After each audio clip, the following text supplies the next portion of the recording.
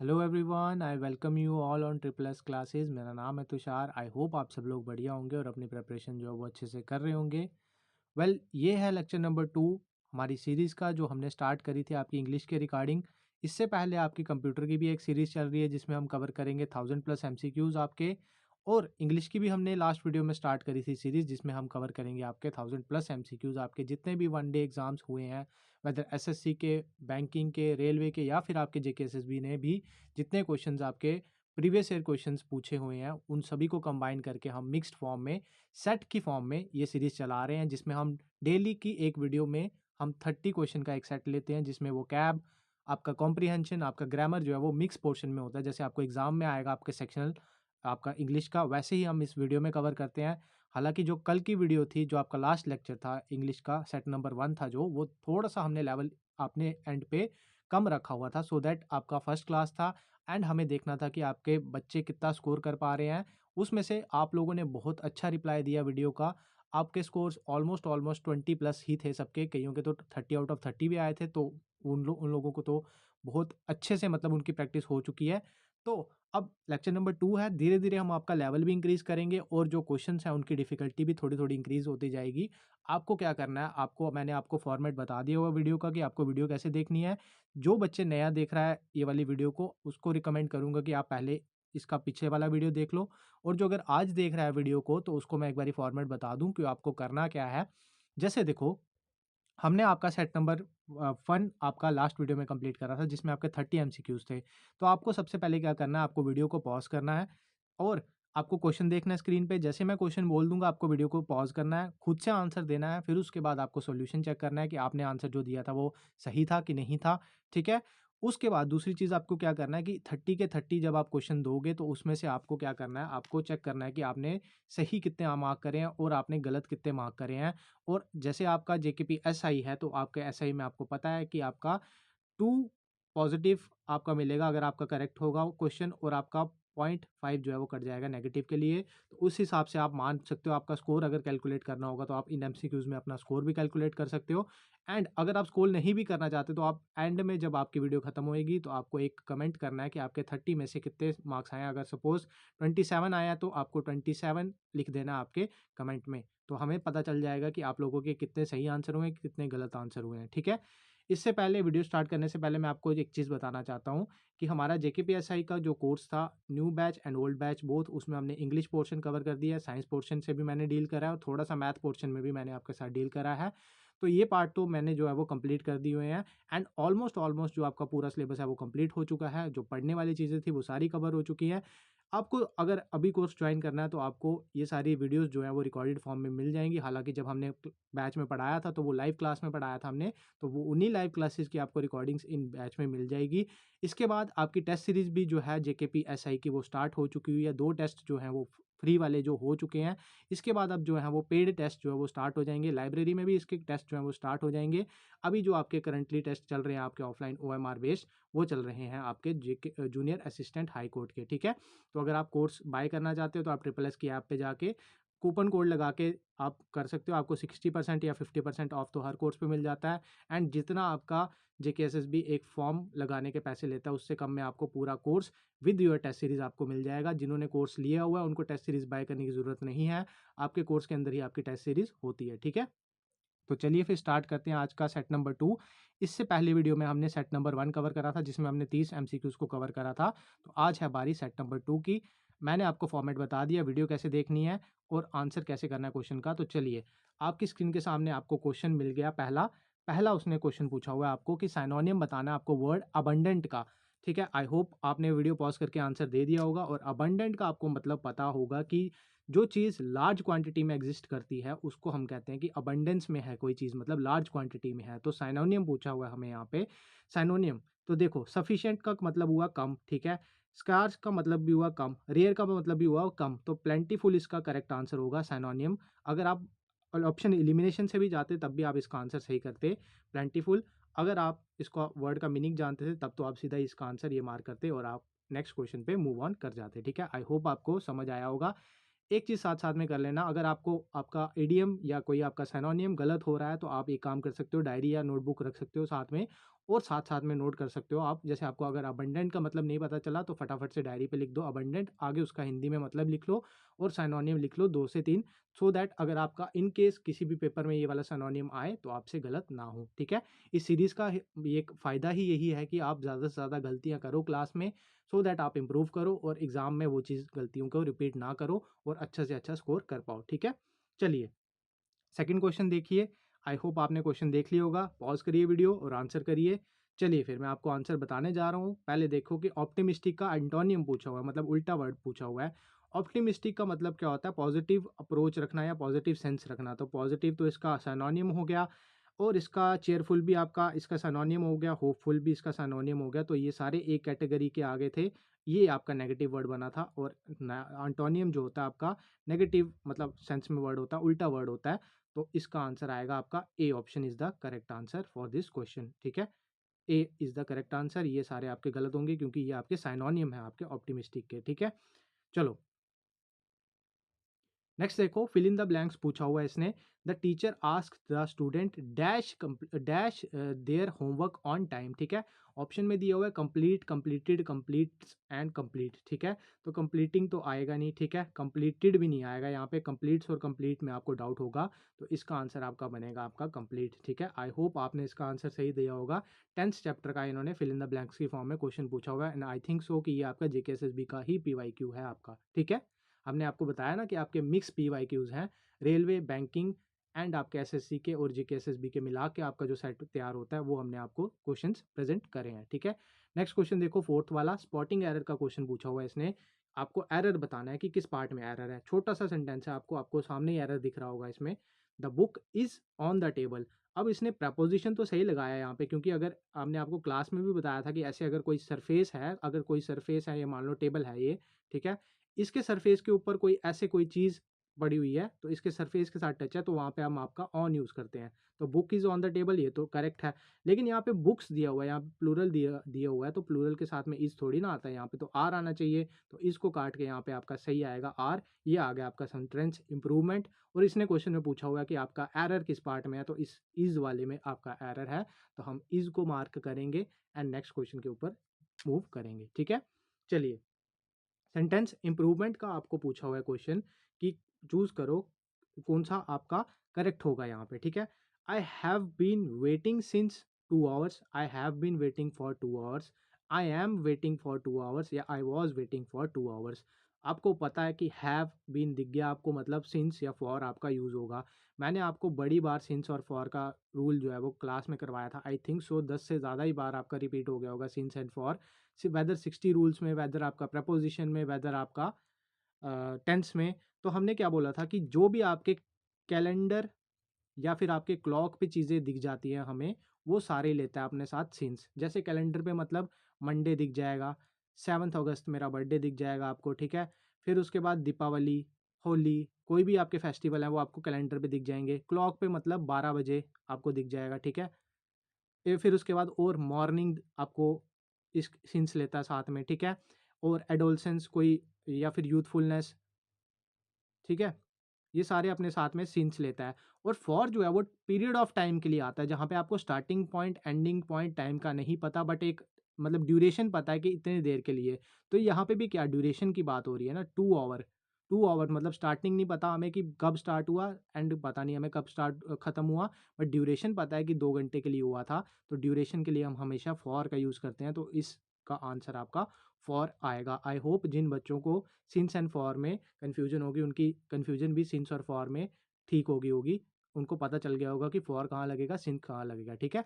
इस सीरीज़ का हमें फ़ायदा ही ये लेना है कि जहाँ पे भी आपके लूप होल्स हैं वो आप इम्प्रूव करो और आप एग्ज़ाम में जब परफॉर्म करो तो ये छोटी छोटी गलतियाँ ना करके आओ, ठीक है। अगर आपको सिंस एंड फॉर का पता ही नहीं है तो यहाँ पे आप ऑब्वियसली तुक्का मारोगे एग्ज़ाम में, और तुक्के में आपको 50-50 चांस है, आप सही भी कर सकते हो, गलत भी कर सकते हो। तो अब आपको कंसेप्ट अगर समझ आ गया सिंस एंड फॉर का, तो आपसे कभी भी एग्ज़ाम में गलती नहीं होगी। मैंने आपको एक्स्ट्रा चीज़ें भी बता दी कैलेंडर क्लॉक के फॉर्म में कि जो जो कैलेंडर क्लॉक पे आपके इवेंट होते हैं उन सब के साथ आपका सिंस आता है। फॉर आपका आपका ड्यूरेशन के लिए आता है, ठीक है। चलो नेक्स्ट देखो, फिल इन द ब्लैंक्स पूछा हुआ है इसने। फिल इन द ब्लैंक्स में इसने पूछा हुआ है the cat jumped dash the table. तो यहाँ पे आप सिंपल सी बात है, प्रपोजिशन वाला यहाँ पे यूज हुआ है।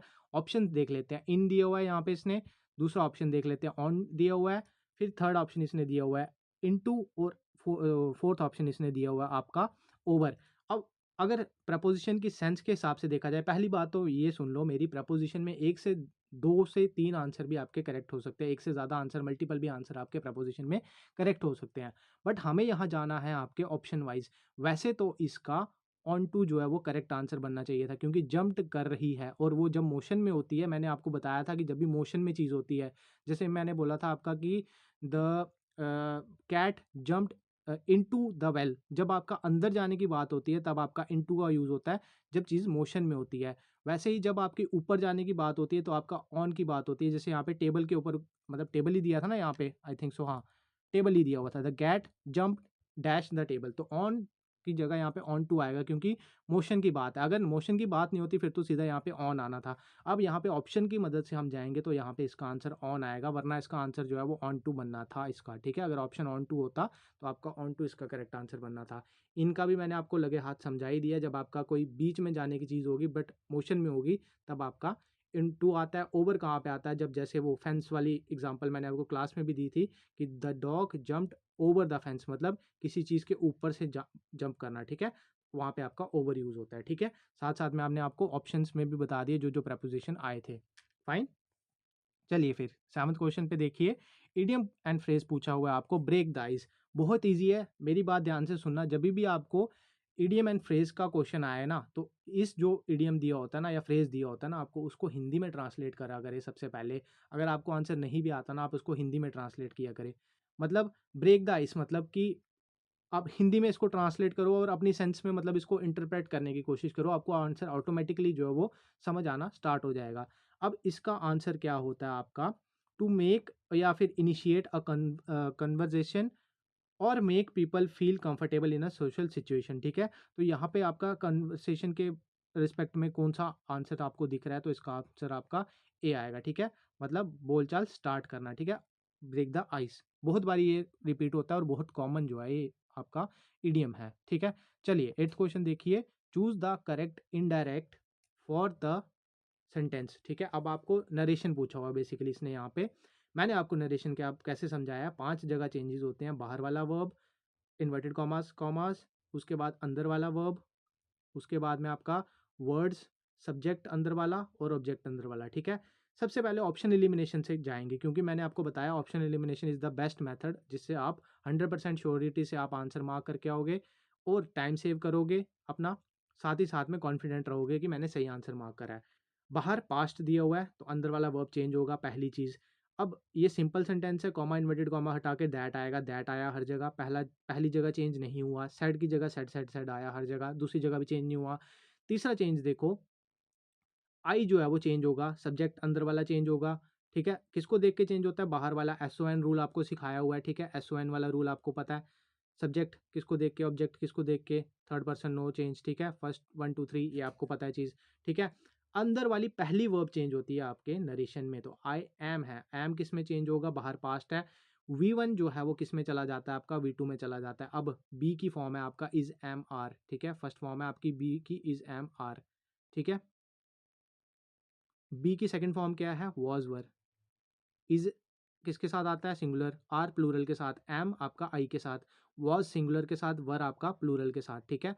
तो यहाँ पे V1 से V2 में जाएगा जब इज, तो यहाँ पे क्या आएगा, वॉज वाला मेरे को सिर्फ एक ही ऑप्शन देख रहा है, इस वॉज को देख के मैं बी ऑप्शन को मार्क करूंगा एंड मैं अपना आंसर करेक्ट करके आऊँगा। मैंने सिर्फ ऑप्शन एलिमिनेशन करी, मैंने पूरा इसको कन्वर्ट करने की कोशिश ही नहीं करी, सीधा ऑप्शन एलिमिनेशन से ही इसका मैंने आंसर कर दिया। तो आपको यही अप्रोच जो है वो सीखनी है और एग्ज़ाम में इम्प्लीमेंट करने की कोशिश करनी है, ठीक है। नेक्स्ट देखो, अब आपको एंटोनियम पूछा हुआ है, जेनरोसिटी का आपको एंटोनियम पूछा हुआ है, तो आपको इसका एंटोनियम आपको आता है कि नहीं आता है, आप फटाफट से स्क्रीन पॉज करो, आंसर करो एंड फिर देखो आंसर इसका कि आपने करेक्ट करा है कि नहीं करा है, ठीक है। तो पहले आपको इसकी मतलब सेंस पता होनी चाहिए कि क्या सेंस होती है इसकी, ठीक है। इसका मतलब होता है कि बिना किसी ग्रीड के, ठीक है, मतलब गिविंग नेचर होना चाहिए, मतलब गिविंग नेचर होना नहीं चाहिए, वैसे तो होना चाहिए बट मतलब इसका मतलब होता है कि गिविंग नेचर मतलब देने वाला नेचर। तो देने वाले नेचर से कौन कौन से वर्ड दिख रहे हैं यहाँ पे आपको, चैरिटी, हॉस्पिटैलिटी, काइंडनेस, ये सारे आपको पॉजिटिव वर्ड दिख रहे हैं। मतलब अगर इसका सिनोनिम पूछा होता तो ये सारे वर्ड्स इसके सिनोनिम बनते, लेकिन इसको एंटोनियम पूछा हुआ आपको तो इसका आंसर ग्रीड बनेगा, मतलब लालच। ठीक है, तो ये इसका करेक्ट आंसर बनेगा। नेक्स्ट देखो, स्पॉटिंग एरर पूछा हुआ है यहाँ पे। एरर पूछा हुआ है इसने, she can sings very well. आपको 60 रूल्स में जब हमने मॉडल पढ़ाया था, आपको मॉडल ऐसे भी एक चैप्टर पढ़ाया था मैंने, 60 रूल में भी आपको मॉडल के मैंने रूल्स पढ़ाए थे। सीधा टारगेट करो कैन पे। कैन क्या है? आपका मॉडल है। मॉडल के बाद वाली वर्ब जो होती है हमेशा वर्ब की फर्स्ट फॉर्म में आती है, मैंने आपको बताया था। ठीक है जी। अब आधों को तो यही नहीं पता होगा कि सिंग्स जो है वो आपकी वर्ब की फिफ्थ फॉर्म है। क्यों फिफ्थ फॉर्म है? जब भी आपका वर्ब की फर्स्ट फॉर्म के साथ एस या ई एस जुड़ जाता है तो वो आपकी वर्ब की फिफ्थ फॉर्म बनती है। आपके वर्ब की कौन कौन सी फॉर्म आती है? V1, V2, V3, V4 and V5।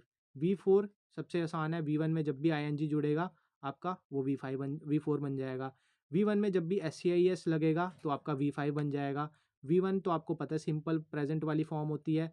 इसमें और इसमें आपको कन्फ्यूजन थी वो मैंने आपको बता दिया था। अगर इससे पहले कोई भी आपका वर्ब, मेन वर्ब या हेल्पिंग वर्ब नहीं आ रहा होगा तो वर्ब सेकंड फॉर्म में होगा। अगर इससे पहले अगर आपका कोई भी verb as a main verb या हेल्पिंग वर्ब आ रहा होगा और ये दोनों V2 और V3 फॉर्म सेम होगी तो ये आपका V3 में एग्जिस्ट करेगा। अब यहाँ पे सिंग्स दिया हुआ है तो यहाँ पे वर्ब की फिफ्थ फॉर्म दी हुई है तो ये इनकरेक्ट हो जाएगा, क्योंकि मॉडल वर्ब के बाद हमेशा कौन सी फॉर्म आती है? वर्ब की फर्स्ट फॉर्म आती है। तो शी कैन सिंग वेल इसका करेक्ट आंसर होगा, तो सिंग्स यहाँ पे नहीं आएगा। ठीक है, अगर आपको इंप्रूवमेंट पूछा होगा तो आप लिख के आएंगे कि यहाँ पे सिंग आएगा। ठीक है, सिंग्स नहीं आएगा।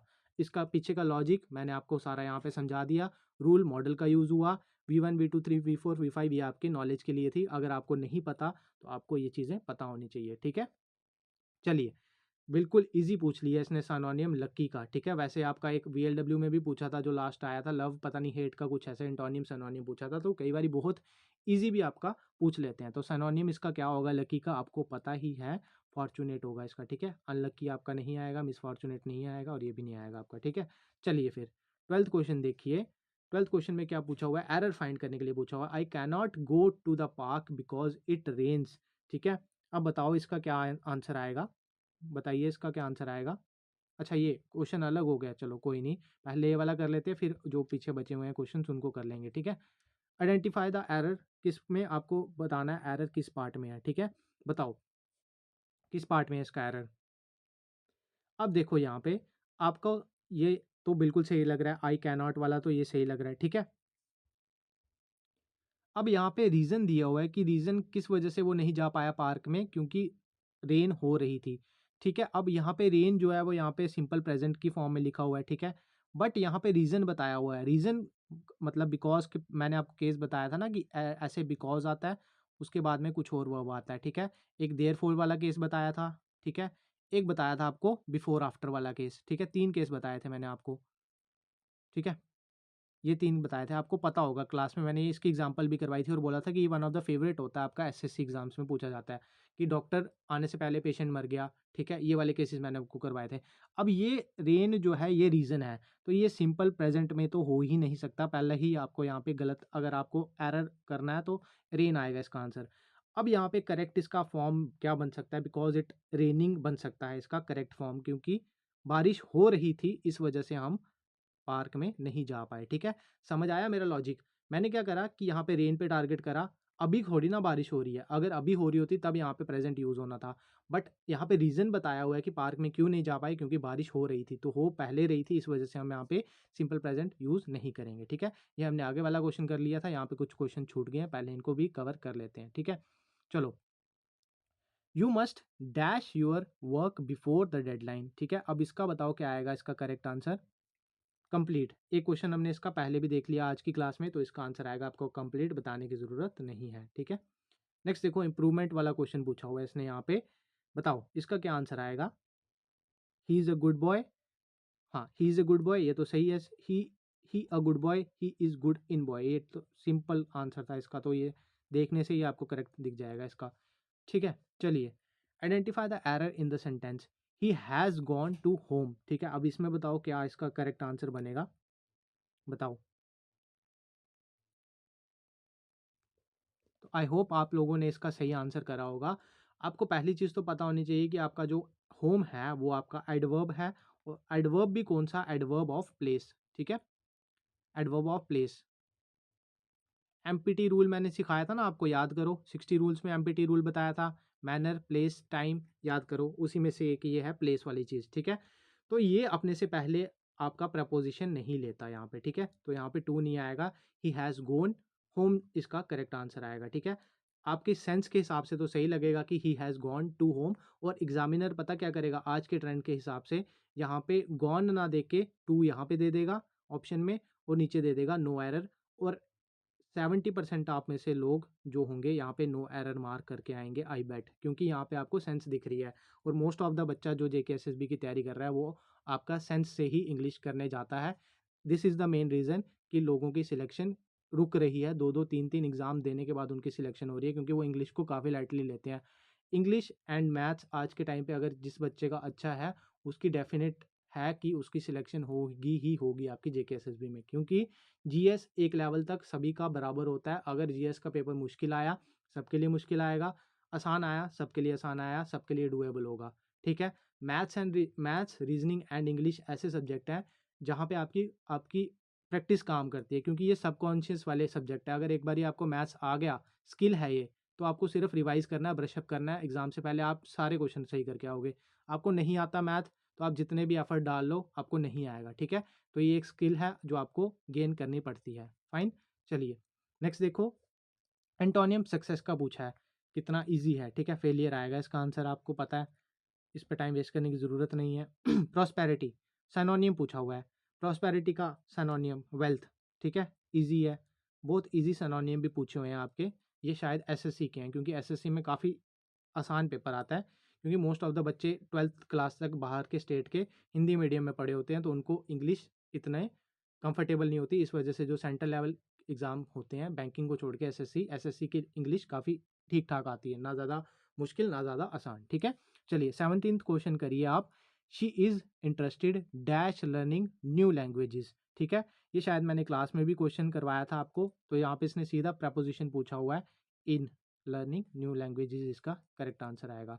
स्पॉटिंग एरर 18th वाला हमने कर लिया, रेंज वाला 19 देखो, पैसिव वॉइस एक्टिव वॉइस का क्वेश्चन है। She writes a letter, verb पे टारगेट करेंगे, सिखाया हुआ है आपको, राइट्स, ठीक है, राइट दिया हुआ है, थर्ड फॉर्म क्या बनेगी इसकी, रिटर्न बनेगी। ऑप्शन में जाओ, हर जगह रिटर्न है, रिटर्न है, रिटर्न है, रिटर्न है, ठीक है जी। अब राइट्स दिया हुआ है, राइट्स दिया हुआ है, तो आपकी वर्ब की कौन सी फॉर्म आने वाली है यहाँ पे, विल तो आएगी नहीं यहाँ पे, ये भी नहीं आएगी यहाँ पे, ठीक है। अब a letter is written by, यहाँ पे शी तो नहीं आएगा, क्योंकि ये जो है वो आपका प्रपोजिशन के टेबल से चेंज होता है। याद करो क्लास में 2-3 बारी मैंने आपको प्रपोजिशन का टेबल दिया था, सब्जेक्टिव ऑब्जेक्टिव सारी फॉर्म्स यहाँ पे लिखी हुई थी, तो शी जो है वो हर में चेंज होता है, इस वजह से आपका इसका करेक्ट आंसर आएगा सी पार्ट, ठीक है। तो हमने सिर्फ और सिर्फ ऑप्शन एलिमिनेशन से करा, पूरा चेंज ही नहीं करा हमने, और आपका आंसर भी हमने कर दिया, ठीक है। अ पैनी फॉर योर थॉट्स, इसका आपको इडियम पूछा हुआ है, तो बताइए अगर आपको इसका इडियम पता है तो बताइए प्लीज़। इसका मतलब होता है कि ask what someone is thinking, ठीक है, कि बताओ आप क्या सोच रहे हो, ठीक है। तो अब इसका इसके अकॉर्डिंग कौन सा आंसर आएगा, इसका बी ऑप्शन आएगा, कि रिक्वेस्ट करना समवन किसी के ओपिनियन के लिए, ठीक है, आपकी क्या सोच है उस सेंस में, ठीक है। चलो अब यहाँ पे मैं क्या आएगा, आपको खुद से आंसर करना है। मैंने आपको आज की क्लास में ही सिंस एंड फॉर का यूज़ बताया है, जो भी आपके कैलेंडर के इवेंट्स होते हैं वो सारे आपका सिंस लेते हैं साथ में, तो 2010 आपको कैलेंडर में दिख जाएगा, 2010 लिखना था, 2010 आपको यहाँ पे कैलेंडर में दिख जाएगा, तो फिर ये अपने साथ में क्या लेगा, सिंस लेगा, तो since is the correct answer for this question, ठीक है। चलो सेंटेंस इंप्रूवमेंट पूछा हुआ है यहाँ पे, चूज द करेक्ट सेंटेंस, बताओ यहाँ पे इसका आंसर क्या आएगा करेक्ट। अब देखो यहाँ पे he will come on tomorrow, ठीक है, ही विल कम टुमारो, तो यही इसका करेक्ट आंसर आएगा, ही कम टुमारो, ही कम नहीं आएगा, ही कम्स टुमारो आएगा, ही विल ऑन टुमारो ये तो बनेगा नहीं, तो बी पार्ट इसका करेक्ट आंसर आएगा। नेक्स्ट क्वेश्चन आपका नरेशन का क्वेश्चन है, आपको याद है चेंजेस कहाँ कहाँ होते हैं, पहला चेंज, दूसरा चेंज, अंदर वाले सब्जेक्ट का चेंज, वर्ब का चेंज एंड ऑब्जेक्ट का चेंज, और कोई वर्ड्स होंगे तो उनका चेंज। अब ऑप्शन से देखो, ऑप्शन में चेंज कहाँ दिख रहा है आपको, सबसे पहला चेंज कहाँ पे दिख रहा है आपको, अब यहाँ पे विल दिया हुआ है, तो विल आपका कहाँ पे कन्वर्ट होगा, पहला वर्ड, पहला वर्ब जो होता है वो आपका किस में कन्वर्ट होगा, विल आपका वुड में कन्वर्ट होगा, क्योंकि बाहर पास्ट है, V2 है, अगर बाहर पास्ट है तो अंदर वाला पहला वर्ब की फर्स्ट फॉर्म V2 में जाएगी, V2 जो है वो आपकी हैड प्लस V3 में जाती है, हेड प्लस V3 आपकी नो चेंज रहती है, ठीक है, याद होना चाहिए आपको, आई होप सबको याद होगा, ठीक है। तो यहाँ पे आपको वुड कहाँ दिख रहा है, 2 ऑप्शन में दिख रहा है, 2 ऑप्शन क्रॉस कर दो। अब आगे की बात देखते हैं, that she would not be able to attend the meeting. See, अब ये देखो सेड दिया था, सेड से तो आएगा नहीं, ठीक है।